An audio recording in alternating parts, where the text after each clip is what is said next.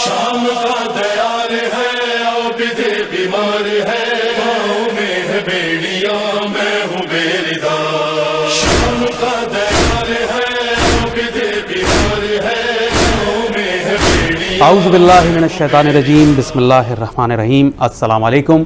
قائم T V Canada کے توسط سے آپ پروگرام دیکھ رہے ہیں حرف دعا سے کار امامت۔ میں آپ کا میزبان سجاد شاہ جی، اور ہماری انتہائی خوش نصیبی، ہمارے لیے باعث افتخار ہے کہ ہمارے ساتھ انتہائی قابل عالم دین، فاضل قوم، کسی تعارف کے محتاج نہیں، بین الاقوامی شہرت رکھتے ہیں، دنیا بھر میں مجالس سے خطاب کرتے ہیں، جناب مولانا سید علی عدنان زیدی صاحب۔ السلام علیکم، کیسے ہیں قبلہ؟ وعلیکم السلام ورحمۃ اللہ۔ طبیعت خیریت سے ہے؟ بہت محبت آپ نے۔ ناظرین، کربلا کے قتل عام کے بعد والے برسوں میں جب فضا گھٹن سے معمور تھی، مجاہدوں کے خاندان سے بچ رہنے والے اسلامی انقلاب کے آخری سپاہی نے جبر کے خاموش اور ہولناک لمحوں میں جب کوئی دم بھی نہیں مار سکتا تھا، عدل و رہبری کا مفہوم مکتب دعا سے سمجھایا۔ اسی شخصیت کی سیرت پہ آج بات چل رہی ہے، گفتگو کو کنٹینیو کرتے ہیں امام زین العابدین علیہ السلام کی سیرت اور حیات کے متعلق۔ قبلہ گزشتہ پروگرامز کے اندر ہم گفتگو کرتے آئے امام کی ولادت، امام کی تربیت، امام کا اخلاق، امام کی سیرت، امام کی مشکلات جو آپ نے کربلا میں جھیلی۔ امام کے نام سے ایک کتاب بہت معروف ہے جو کہ صحیفہ کاملہ، صحیفہ سجادیہ کے نام سے مشہور ہے۔ ہمارے ناظرین کو اور ہمارے خصوصاً ہمارے نوجوان بچوں کو جو اب کتابوں سے دور ہوتے جا رہے ہیں، انہیں ذرا اس کتاب کے بارے میں بتائیے کہ یہ کتاب کتنی اہم ہے اور اس کو پڑھنے سے کتنی معرفت حاصل ہوتی ہے۔ بسم اللہ الرحمن الرحیم۔ یقینی طور پہ مولا سید سجاد علیہ الصلوۃ والسلام کی کتاب صحیفہ سجادیہ اور صحیفہ کاملہ مولا کی دعاؤں اور مناجات پر مشتمل ہے۔ سبحان اللہ۔ اور یہ دعا اور یہ کتاب کسی اور نے نہیں لکھی، صحیح، یہ مجموعہ ہی مولا سید سجاد کی ان تمام تر دعاؤں کا ہے جس کو مرتب کس نے کیا۔ اب آپ یہ دیکھیں، یعنی کہ اس کو مرتب کیا امام محمد باقر علیہ السلام، یعنی کہ امام کے دعاؤں کو اور امام کی مناجات کو مرتب بھی امام کر رہے ہیں۔ اور یہاں پر یہ سلسلہ نہیں رکا، یہ اس کو مرتب کیا مولا کے دوسرے فرزند حضرت زید شہید، اللہم صلی اللہ، اور حضرت زید شہید سے بھی یہ منصب نہیں رکا، بلکہ حضرت زید شہید کے بعد ان کے بیٹے حضرت یحییٰ بن شہید نے ان دعاؤں کو اور ان مناجات کو جمع کیا۔ اور آپ یہ دیکھیے کہ اس کے بعد یہ اہل بیت علیہ الصلوۃ والسلام کی دعائیں آگے بڑھتی رہیں اور دنیا میں پھیلتی رہیں۔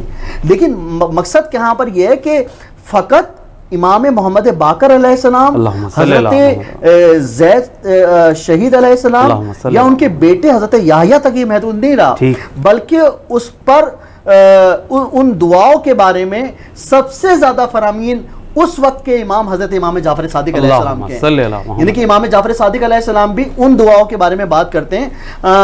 مناجات مولا علی علیہ السلام آپ نے سنی ہوگی کہ یا اللہ میری عزت کے لیے یہی کافی ہے کہ میں تیرا بندہ ہوں، اور میرے فخر کے لیے یہی کافی ہے کہ تو میرا پروردگار ہے، یا الہی تو بالکل ویسا ہی ہے جیسا میں چاہتا ہوں، یا الہی تو مجھے بالکل ویسا بنا دے جیسا تو چاہتا ہے۔ تو یہی مناجات، یہی دعا مولا سید سجاد بھی فرما رہے ہیں، اور مولا نے بار بار اپنے اہل و عیال سے، اپنے خاندان کے لوگوں سے، اپنے محبت کرنے والے سے، اور خاص طور پر اپنے والدین سے صحیفہ سجادیہ کا وہ جملہ، جب میں اکثر احصال ثواب کی مجالس پڑھتا ہوں اور خاص طور پر جب میں بیرون ملک کی مجالس پڑھتا ہوں، تو مجھ سے بہت سارے لوگ یہ گزارش کرتے ہیں کہ صحیفہ سجادیہ میں مولا کی اس دعا کا ذکر کریں کہ جس میں انہوں نے والدین کے لیے دعا کی ہے۔ اب مولا سید سجاد امامت کے منصب پر فائز ہیں، لیکن مولا کیا دعا کر رہے ہیں کہ یا اللہ جتنی نیکیاں میں نے اپنے والدین کے ساتھ کی ہیں تو اس کو کم شمار کر۔ اللہ اکبر۔ اور یا اللہ اگر میں اپنے ماں باپ سے پہلے بخش دیا جاؤں، یعنی کہ مولا امام ہے لیکن یہ مولا دعا امام ابن امام ہے، امام ابن امام ہے، اور رسول کے جد میں سے ہیں، رسول کی اولاد میں سے ہیں۔ کیا کہہ رہے ہیں؟ یہ مولا دعا اپنے لیے تو فقط کر رہے ہیں، لیکن یہ ہمارے لیے وصیت کی صورت میں ہے۔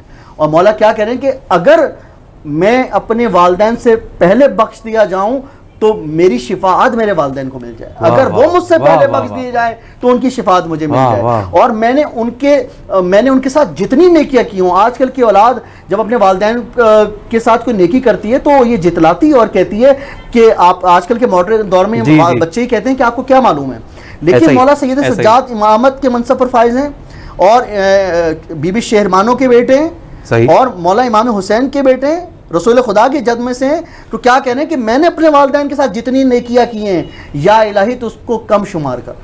اللہ اکبر، یعنی کہ اس کا مقصد کیا ہوا کہ جتنی بھی والدین کے ساتھ نیکیاں کرو، کبھی یہ نہیں سوچنا کہ میں نے اپنے والدین کے ساتھ بہت نیکیاں کر لی، بلکہ جتنی بھی نیکیاں کر لی وہ کم رہے گی کیونکہ وہ تمہارے والدین ہیں۔ تو مولا کی تو یہ دعائیں ہیں، مولا کی یہ معجزات ہیں، اور اسی طریقے سے قرآن اللہ کی کتاب ہے، ہمیں اس پر یقین ہے، توریت ہے، زبور ہے، انجیل ہے، اسی طریقے سے ہمیں یہ یقین ہے کہ یہ صحیفہ کاملہ، صحیفہ سجادیہ مولا زین العابدین علیہ السلام کی کتاب ہے، اور یہ وہ کتاب ہے کہ جس طرح ہم قرآن پڑھتے ہیں تو ہمارے قلب کو سکون ملتا ہے، اور جب ہم مولا کی دعا کو پڑھتے ہیں تو ہماری روح کو تسکین ملتی ہے، اور ہماری روح اس کو اس لیے تسکین ملتی ہے کیونکہ وہ ہمیں اہل بیت سے بھی قریب کرتی ہے، خدا سے بھی قریب کرتی ہے، اور اپنے والدین سے بھی قریب۔ بے شک اس کتاب کو انجیل اہل بیت، زبور آل محمد کہا جاتا ہے، اس لیے میں نے یہ مثال دیا، اور اس میں دعائے مکارم اخلاق اور دعائے ابو حمزہ سمالی جیسی دعائیں موجود ہیں، جس کے ذریعے امام نے خدا اور بندے کے درمیان اس تعلق کو جو دعا کے ذریعے جوڑا ہے وہ بڑا باکمال ہے، وہ بہت خوب ہے۔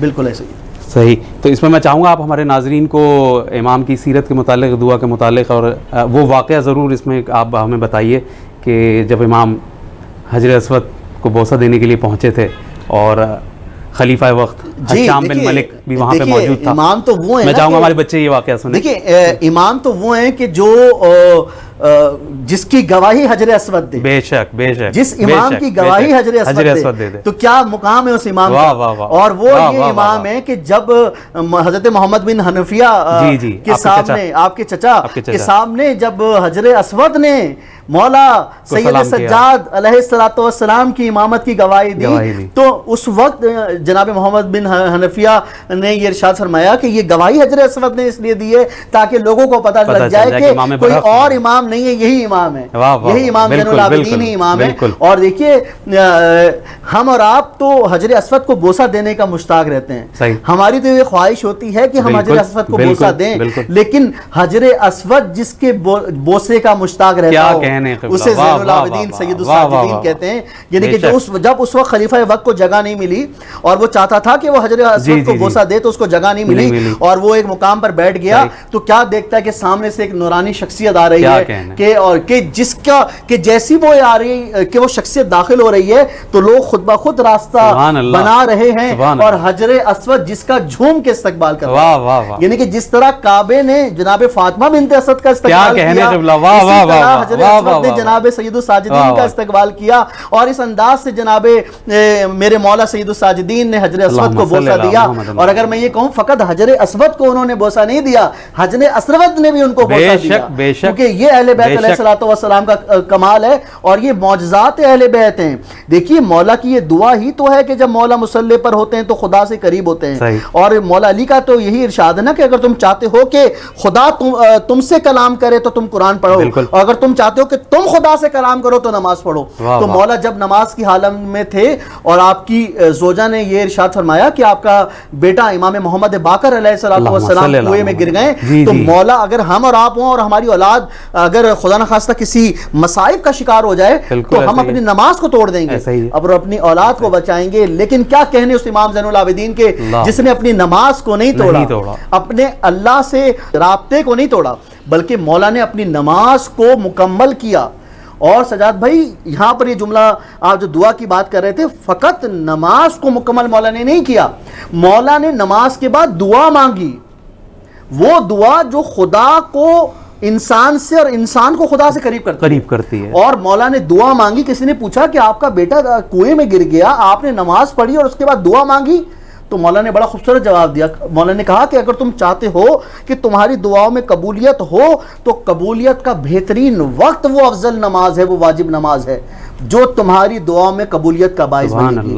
اور مولا نے یہ بھی بتایا، کسی نے کہا مولا میری دعا قبول نہیں ہوتی، تو مولا نے کہا فقط اللہ سے لالچ کا رشتہ نہیں رکھو، اگر تم اللہ سے دعا مانگنا چاہتے ہو تو پہلے بسم اللہ الرحمن الرحیم کی تلاوت کرو اور کہو یا اللہ تو وحدہ لا شریک ہے، یا اللہ تو علی کل شیء قدیر ہے، یا اللہ تو رحمان بھی ہے، تو رحیم بھی ہے.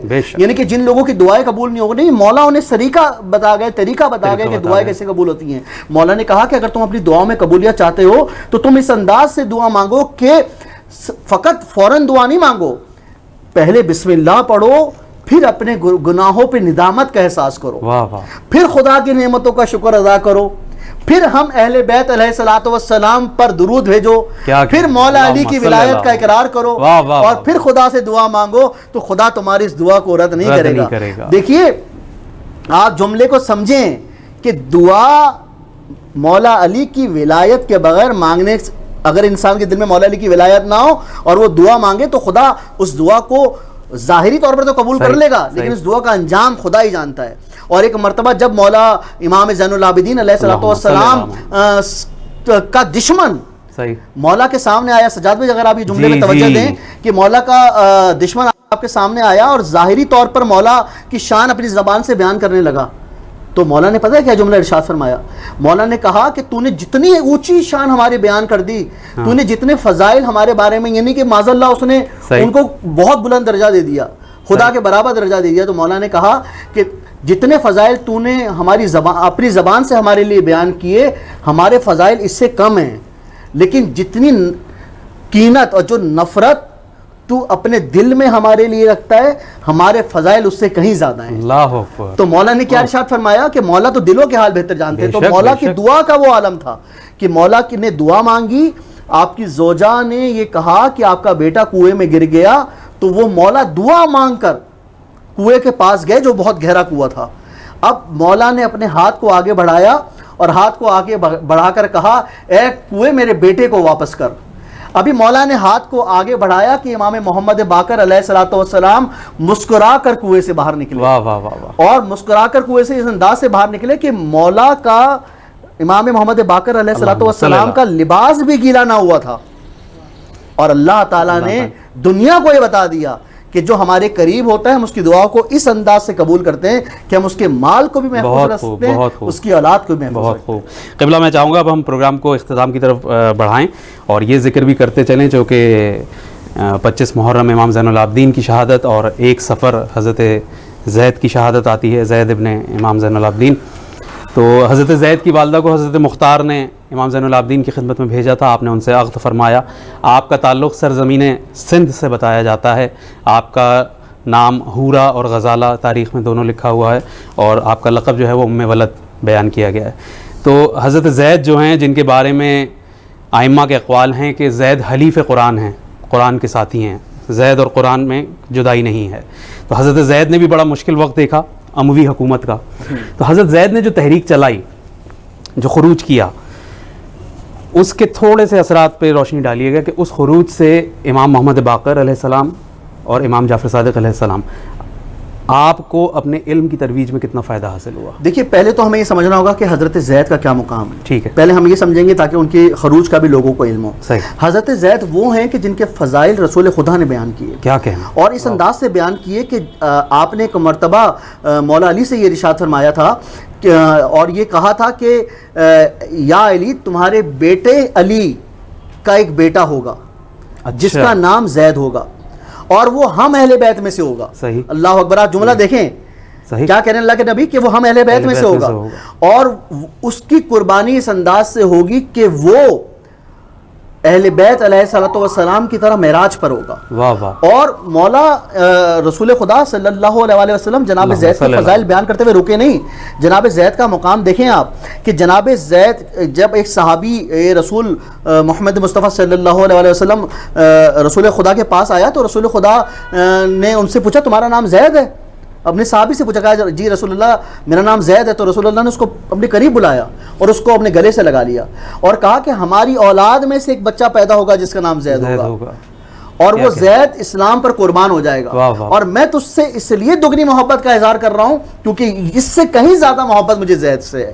یعنی کہ حضرت زید شہید کے لیے تو بہت سارے پروگرام ہونے چاہیے. جی جی بالکل. حضرت زید شہید کا وہ مقام ہے کہ آپ نے خروج کیا، لیکن خروج آپ نے امام جعفر صادق علیہ الصلوۃ والسلام ارشاد فرماتے ہیں کہ آپ نے خروج امام جعفر صادق علیہ السلام سے اجازت لیے بغیر نہیں کیا، آپ نے وقت امام سے اجازت لے کر خروج کیا.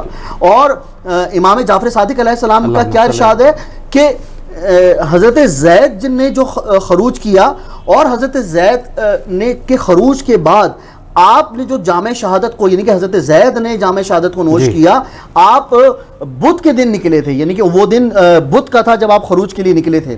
اور جمعرات اور جمعہ 2 دن، بدھ کے دن آپ نکلے، جمعرات جمعہ آپ نے جہاد کیا، اور جمعے کو آپ کو، بدھ کو نکلے، جمعرات کو آپ نے جہاد کیا، اور جمعے کو آپ کو شہید کر دیا گیا. تو معلوم کیا ہوا کہ بدھ سے جمعے تک کا یہ ان کا سفر اس انداز سے تھا کہ اس پر بھی بہت زیادہ مظالم کیے گئے اور ان کو سولی پر لٹکا دیا گیا. 4 برس تک ان کا جسم مبارک سولی پر لٹکا رہا، اور اس کے بعد ان کے جسم مقدس کو جو ہے وہ آگ لگا دی گئی، اور اس انداز سے آگ لگائی کہ اس کی راکھ کو بھی ہوا میں اڑا دیا گیا. کچھ روایات یہ بیان کرتی ہیں اور کہ ان کی راکھ کو بھی جو ہے وہ ہوا میں اڑا دیا گیا. تو حضرت امام جعفر صادق علیہ الصلوۃ والسلام نے ارشاد فرمایا کہ پوچھا وہاں پہ لوگوں سے، منظر پوچھا کہ حضرت زید کی شہادت پہ کیا منظر تھا. تو لوگوں نے جواب دیا کچھ لوگ تھے جو حضرت زید کی شہادت پر غمگین تھے، اور کچھ لوگ تھے جو حضرت زید کی شہادت پر جو ہے وہ خوشی منا رہے تھے. تو اس وقت امام جعفر صادق علیہ الصلوۃ والسلام نے ارشاد فرمایا کہ جو حضرت زید کی شہادت پر غمگین ہوگا وہ جنت میں حضرت زید کے ساتھ ہوگا، اور جو حضرت زید کی شہادت میں خوش ہوگا وہ ان کے قتل کرنے والوں کے ساتھ شمار کیا جائے گا. مطلب ہم اور آپ اگر حضرت زید کا ذکر کر رہے ہیں اور ان کی شہادت پر گریہ کر رہے ہیں، تو حضرت زید نے جب خروج کیا تو حضرت زید نے یہ ارشاد فرمایا کہ جو میرے ساتھ خروج کرے گا، مولا حضرت زید شہید کا جملہ سنیے، کہ جو میرے ساتھ خروج کرے گا یا جو میرا ذکر منعقد کرے گا، میں ہاتھ پکڑ کر اس کو جنت میں داخل کروں. سبحان اللہ. جس طرح بی بی معصومہ کم سلام اللہ علیہ کے بارے میں ارشاد ہوتا ہے کہ وہ اپنے محبوں کا ہاتھ پکڑ کر جنت میں داخل کریں گی، کنیزوں کا، اسی طرح حضرت زید شہید اپنے چاہنے والوں کا ہاتھ پکڑ کر جنت میں داخل کریں گے. اور آخری جملہ حضرت زید شہید کے بارے میں یہ کہہ دوں کہ جب حضرت زید شہید کی اس دنیا میں آمد ہوئی تو امام سید سجاد علیہ الصلوۃ والسلام نماز پڑھ رہے تھے. تو آپ کو پتہ لگا کہ حضرت زید کی آمد ہو گئی، تو اور لوگوں نے پوچھا کہ یا مولا اب ان کا نام کیا تجویز کرتے ہیں؟ تو انہوں نے کہا نام میں نہیں رکھوں گا، نام قرآن رکھے گا. حضرت زید کا نام قرآن رکھے گا. اور مولا نے قرآن کو کھولا اور یہ آیہ مبارکہ پڑھی جو میں آپ کو سنا رہا ہوں، اور اس آیہ مبارکہ کو دیکھ کر حضرت زید کا نام آپ نے تجویز کیا، اور مولا سید سجاد نے قرآن مبارک کو کھولا اور یہ آیت پڑھی وَفَضْلُ اللَّهِ الْمُجَاهِدِينَ عَلَى الْعَاقِدِينَ أَجْرًا عَظِيمًا، یعنی کہ اس کا ترجمہ اور غازیوں کو خانہ نشینوں پر عظیم ثواب کے اعتبار سے خدا نے بڑی فضیلت دی. تو جب مولا نے یہ جملہ پڑھا تو ایک مرتبہ مسکرا کر کہا کہ یہ زید ہے، یہ زید ہے. کیا کہنے، بہت خوب آپ نے فضائل بیان کیے جناب زید کے. آپ خود بھی زیدی سادات ہیں، میں بھی زیدی سادات ہوں، اور پروردگار جو ہے وہ سلام و رحمت نازل کرے محمد و آل محمد کے اوپر. قبلہ اس بات کے اوپر پروگرام کو اختتام کر دیجئے کہ امام زین العابدین علیہ السلام نہ خروج کیا ظاہری طور پہ، نہ کوئی تحریک چلائی، کچھ بھی نہیں کیا. امام تو صرف اپنی دعاؤں کے ذریعے ترویج و تبلیغ کر رہے تھے. پھر بھی حکومت وقت نے امام کو زہر دے دیا اور زہر سے آپ کی شہادت ہو جاتی ہے.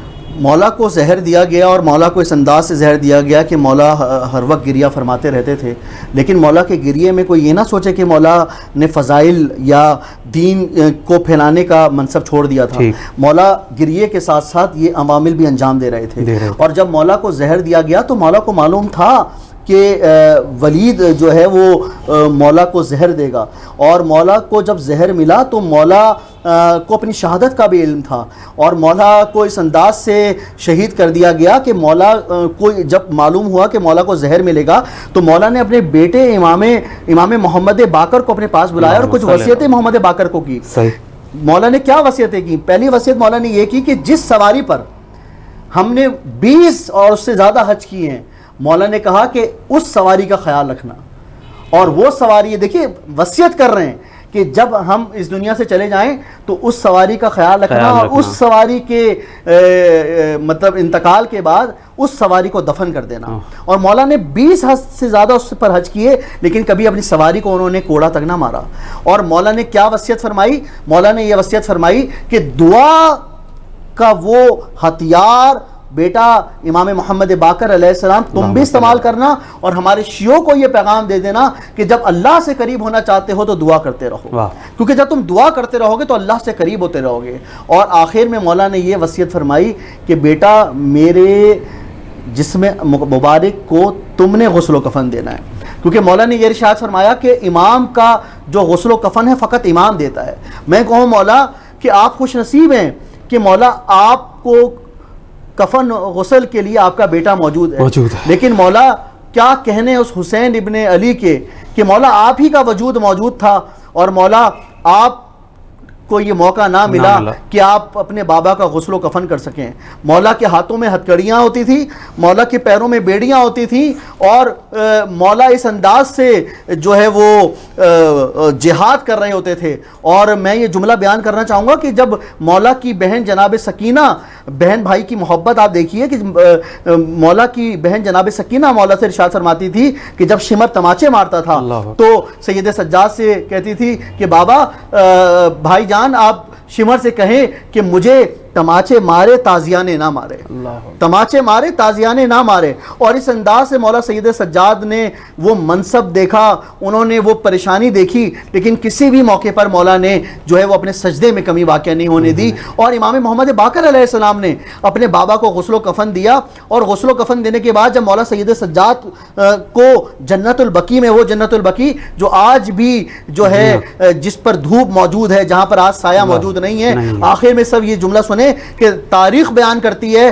کہ جس طرح امام حسین علیہ السلام نے جناب سکینہ کو وصول کیا تھا اور یہ کہا تھا اے سید سجاد سکینہ کو میرے حوالے کر دو, آخر میں یہ جملہ سنتے جائیے کہ جب مولا سید سجاد علیہ السلام کی شہادت ہوئی اور آپ کے بیٹے امام محمد باقر علیہ السلام آپ کو جنت البقیع لے کر گئے تو ایک مرتبہ قبر فاطمہ سے 2 ہاتھ برآمد ہوئے اور بی بی فاطمہ زہرا سلام اللہ علیہا نے یہ ارشاد فرمایا اے بیٹا باقر لاؤ سجاد کو میرے حوالے کر دو, یہ میرا لال ہے, یہ میرا سجاد ہے کہ جس نے اپنے آپ کو دین اسلام پر قربان کر دیا. انا للہ و انا الیہ راجعون. ناظرین آپ نے سیرت سجاد کے اوپر ہماری گفتگو سنی. یہ قبلہ مولانا صاحب کا کمال تھا کہ آپ نے اتنی طویل تاریخ کو بہت سہل اور مختصر انداز میں بیان کر رہے ہیں. جو بھی آپ نے ذکر کیا شمر کے تماچوں کا, مصطفیٰ زیدی صاحب اس پہ کہتے ہیں کہ جس ہاتھ سے تھپڑ پڑے وہ ہاتھ ایک کردار تھا. اللہ اکبر. جس ہاتھ سے تھپڑ پڑے وہ ہاتھ ایک کردار تھا, عارض سکینہ کے نہ تھے, تاریخ کا رخسار تھا. اللہ اکبر. کاش کہ آج مسلمانوں کی غیرت اور حمیت جاگ جائے اور جنت البقیع میں آئمہ کی اور دختر رسول کی قبروں کے اوپر کم سے کم چھت تو بنا دی جائے. کاش کہ ہمارا یہ میسج انسانیت کو پہنچ جائے. اس کے ساتھ ہی ہم بہت شکریہ ادا کرتے ہیں جناب قبلہ مولانا سید علی عدنان زیدی صاحب کا کہ آپ نے اپنا علم, اپنا وقت اور ہماری رہنمائی فرمائی. بہت شکریہ. اور اس کے ساتھ ہی پروگرام حرف دعا سے کار امامت سے سجاد شاہ جی کو اجازت دیجیے. اپنا اور سب کا بہت خیال رکھیے گا. خدا حافظ.